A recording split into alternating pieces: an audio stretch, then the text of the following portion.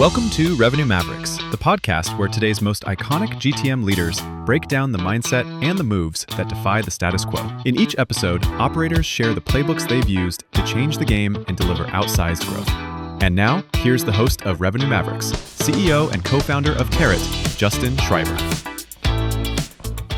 Welcome, everyone, to Revenue Mavericks. I am extremely excited to be joined today by Richard Petley, who is the Chief Revenue Officer at Teradata. This is going to be a great conversation. First of all, we have a kinship already because both Richard and I did our time at Oracle, an amazing software technology platform company. We learned the paces there for what it means to really become an integral part of a company's infrastructure, but also what excellence in sales looks like. So I know that Richard's going to have a lot of insights to share based on his experience. He also spent a good amount of time at IBM, one of the other titans in enterprise tech sales, and then came to Teradata. And Teradata is on an exciting right now, really at the heart of the infrastructure that's being built to power this incredible wave of AI that we're all benefiting from at this time. So first and foremost, Richard, thank you for joining us today. Yeah, it's a real pleasure, Justin. Thanks for the invite. So Richard, you are clearly coming to us from Texas based on the accent. Yes, the famous London part of Texas. Yeah, got it. Well, we're pleased to have you on the show. As is always the case, I like to start off with a question just to get to know you as a guest a little bit more. And that question is, could you share with us an experience that you had prior to entering the workforce that you believe has really shaped who you are today as a professional? It's a very difficult question to answer, isn't it? Because I think, like everybody else, there's a whole set of things that form your outlook on life and your personality and the way that you behave from your childhood all the way through. But actually, I think the thing for me that probably shapes my professional career the most is that I actually don't come from a family of business people. I come from a family of academics. And so everybody in my family is either an academic or in the teaching profession, whether that's or in kind of educational psychology, those type of areas. And so I'm the only person in my family who took a different path. And actually, I took that path just on the cusp of leaving school, high school, as you would say in America, and going to university. I did a gap year, so a year between school and university. And I got a job at IBM in my gap year, and I got that job at IBM completely by chance. I had no plan for what I was going to do with my 12 months off, and through connections and other connections, I ended up having an interview to join the IBM gap year program, so what they called the pre-university employment program. And I spent a year working for IBM. And I would say that was the year before I started employment, really, because that was a kind of in-between year. And it was an incredible experience because the IBM PUE scheme, as they called it, was really focused on hiring a very diverse group of young people who went on to do incredibly interesting things. So I was in my gap year with people that went on to write film scripts in LA, people that went on into banking and advertising and media and education and the NHS and a whole range of different things. And we all came together for 1 year in IBM. And for about 20% of those people, it was a good fit. And for 80%, it was a great life experience. And they moved on to other things. And that group of people that I got to know and the kind of experiences we had and the diversity of backgrounds that they came from and the different skills and aptitudes and perspectives they had on their careers and their plans, that was the thing that I think shaped me, because I found through that 9 months or so that I was with IBM that I was really excited by the software industry, really excited by what working in that industry would look like. This was the late 90s when that industry was really forming. And I left that period with IBM with a real enthusiasm and energy for going and doing something in software. I didn't really know what, but that was the thing I think that kind of shaped my direction, the direction of my career, and lit a spark inside me that I probably wouldn't have had if I hadn't had the luck of landing in that scheme at the time that I did. So most of the time when people say I took a gap year, that's code for I checked out of civilization, traveled around the world somewhere, took my time and spent it on the beach. You clearly were not of that mindset. Yeah, I mean, it was partly that I didn't have the means to go and do that thing that other people have at that point. So I needed to get work, and I ended up. Friends of mine went to India. I went to IBM Basingstoke, which for anybody from the UK listening will know is quite a long way from the beaches of India, where a lot of my friends spent their gap years. And actually, I enjoyed it so much that I stayed on for the entire year, and I finished working with IBM about a day before I started my college degree. And then I finished my college degree and I started back with IBM on the next day. I was really hungry for getting into the workforce and trying to build a career in this software thing that was, quite a big business in the late 90s, the enterprise software market, but nothing like it is today. And it was just a really exciting, slightly maverick world in which to land as somebody in their early 20s. And it excited me a lot.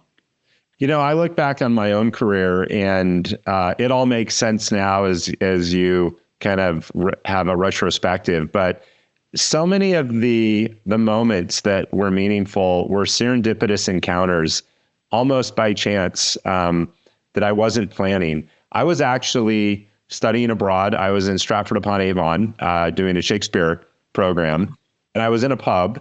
And I sat next to a gentleman who was on business. He was at McKinsey. And I had no idea what McKinsey was. I didn't know what a management consultant was, but we were just hanging out. I talked to him. He shared his experience. And I said, that sounds really fun. I'm going to look into that. And that conversation set me on a course, first in consulting and then to business school. And then after business school in consultative sales. I didn't plan it. I didn't anticipate it, but that was the moment for me. And I always tell young people, open your mind, embrace every experience that you can, and be ready, because one of those moments will be a defining moment. And what's exciting about life is you don't know which moment that's going to be.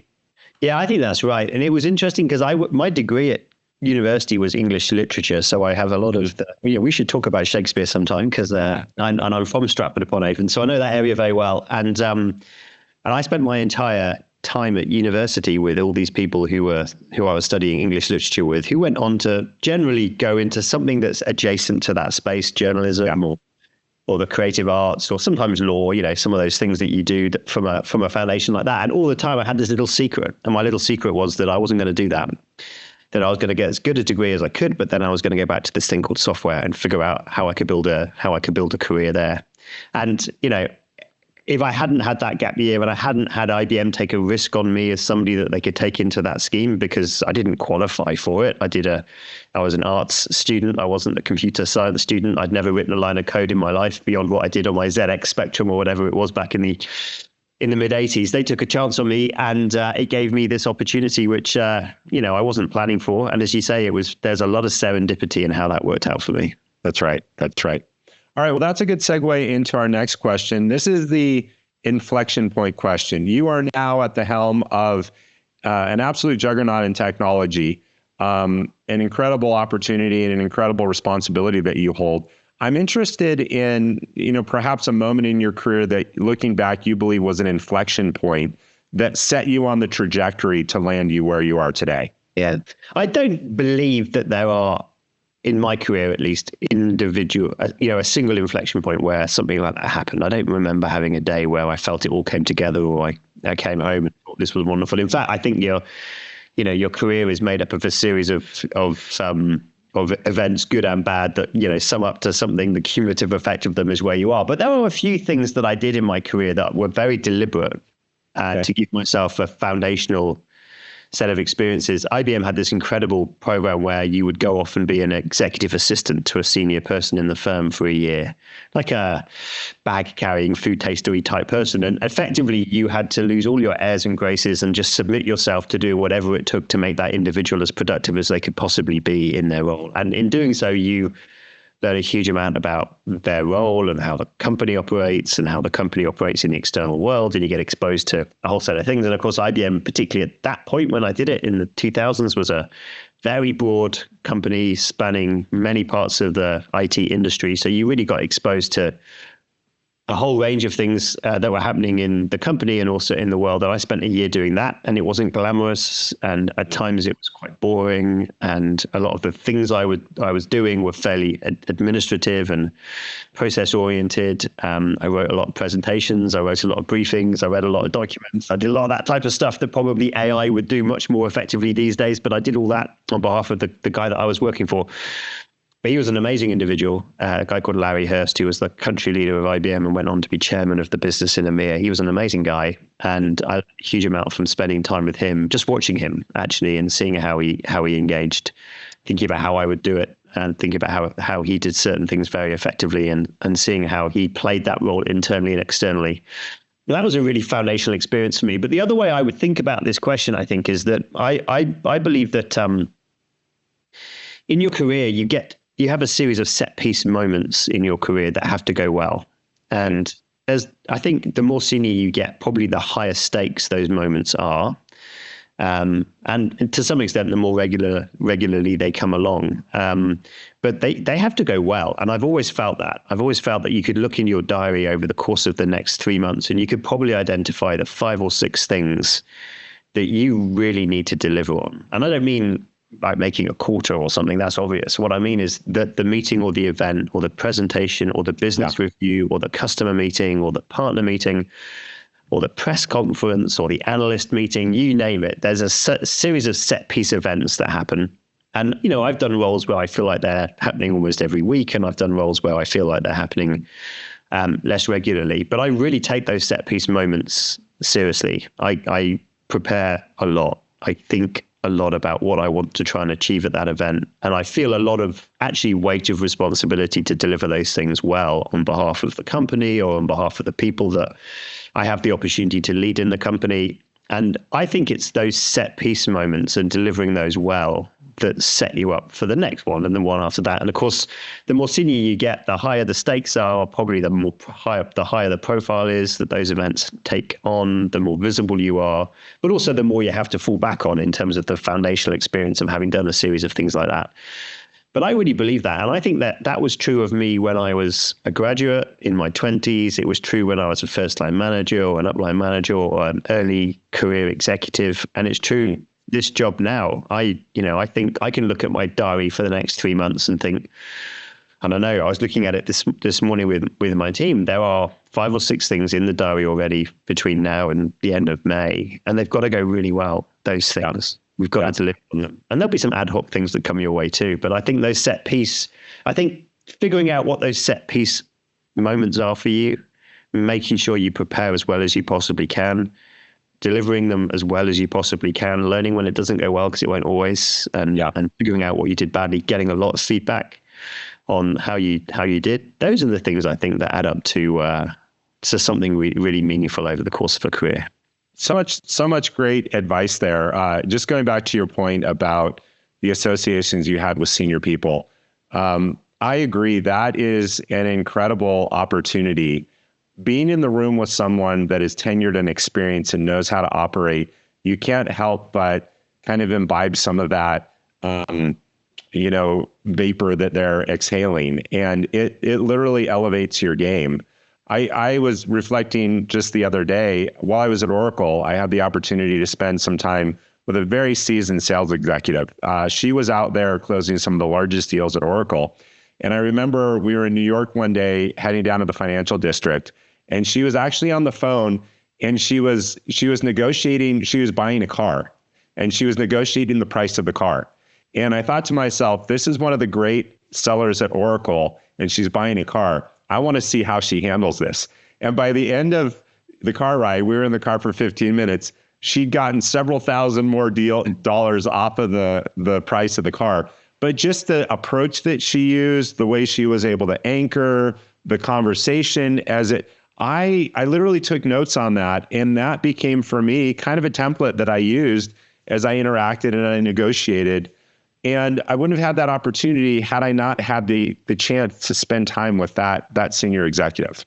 Yeah, I think if you get opportunities to spend time with senior people, you should always take it. I think, and early in my career, I mean, IBM was a big firm, so there was lots of opportunity to reach out to people, and I used to go right to execs and say, I'm really interested in your job title. Can I come and spend a couple of hours with you and understand what it is that you do? And you learn from them and you ask them a bunch of questions. They become more invested in you as a result of answering your questions. And it's a really good way to build out your network and get your understanding. But the other thing that I think I learned in that year, and it's been true subsequently, is that there's no single way of being an exec either.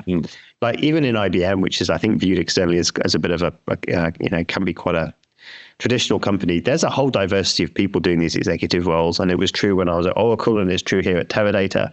There's no single way of doing it. People, I think, can take on these roles in lots of different ways. There are some principles which we may talk to later that I think are consistent. But you can do these roles in lots of different ways, but you have to be true to yourself. And everybody can spot a fraud from a mile off. Somebody that's trying to be somebody that there isn't, somebody that they aren't, or somebody who's coming at a position with the wrong intentions. People can see that. But if you're true to yourself and you've got good intentions and you have honesty and integrity and you engage with your team in the right way, I think you can do. The best executives are the ones that bring the whole of themselves to work and really are true to themselves, and their personality comes through and people follow them for that, I think. Excellent. All right. Well, that brings us to our third question, which is what I like to call the secret sauce question. If you could share with us a framework, a philosophy, a process that you continually go back to that you find delivers outsized impact in your organizations, what would that be? I think two answers to that question. One is when I was at Oracle, I worked with a senior guy that was ex-military, and he gave a leadership speech to a bunch of graduates. And he said something that really rang true with me.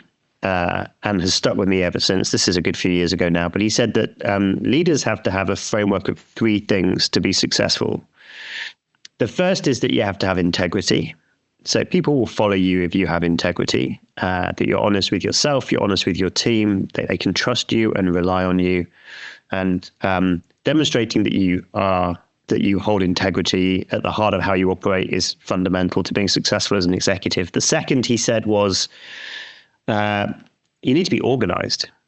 Nobody likes working for somebody who's disorganized. If you don't show up on time, you haven't done the prep, you miss meetings, you show up late, it sets a terrible example for the whole organization, and everybody else gets permission to do it too. And very quickly, the organization that you're leading becomes sloppy. And I really believe that. I really believe in the power of being organized as you can. Now, my team listening to this will laugh and say that I'm always 2 minutes late for a Zoom call or whatever. And I really try hard not to be, but I will always show up. And I really believe in the power of being organized. And the third thing he said was, you've got to be successful.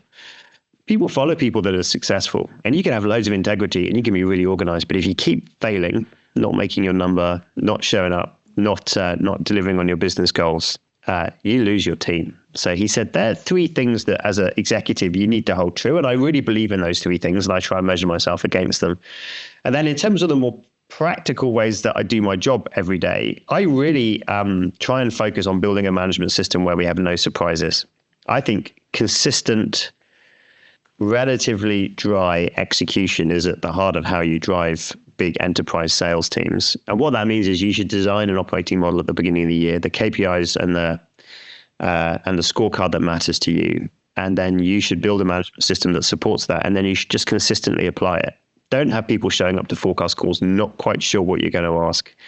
Don't have people showing up to forecast calls where you give them data that they've never seen before. Don't have people showing up trying to distract with things that don't matter. Build a management system that you believe in, and then run it as consistently as you possibly can through the course of the year. And I think everything flows better from that. I think you get consistent results. You get a much cleaner operating rhythm. You can build momentum in a way that's really important for all sales teams, I think.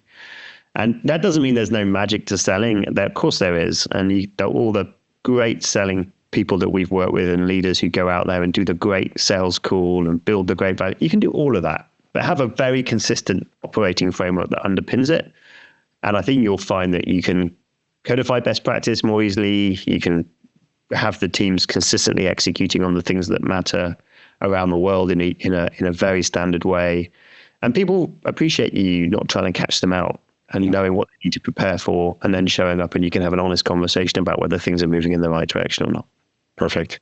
Well, Richard, I think we've gotten an incredible sense for who you are as a leader, even going back to your early days, having the curiosity and the courage to go out and take that gap year at IBM. You've talked about the importance of integrity, being true to yourself, which I think starts with understanding who you are. The importance of having a process, being organized, and really identifying those key moments when you can shine and know that you're going to have an outsized impact. All of that ladders up to being a winner, which I agree with you. At the end of the day, people want to follow a winner, but winners don't win by accident. They've got a distinct philosophy, and it's built on a foundation of integrity and also of authenticity. So I think you've exemplified all of those just in the few minutes that we've chatted. Thank you for sharing that with us. That's been very enlightening. That's a pleasure, Justin, and it's great to spend a bit of time with you. Thank you for the opportunity. All right. Well, listen, take care. And to all that have joined us on the podcast, thank you. We'll do this every week. Join us again to talk to the Revenue Mavericks, those that are setting the trends when it comes to B2B sales. You've been listening to Revenue Mavericks, sponsored by Teradata. Teradata is the AI-native revenue operating system that Revenue Mavericks count on to increase forecasting precision and sales productivity. Follow Teradata on LinkedIn for new episode drops and updates. Thanks for listening.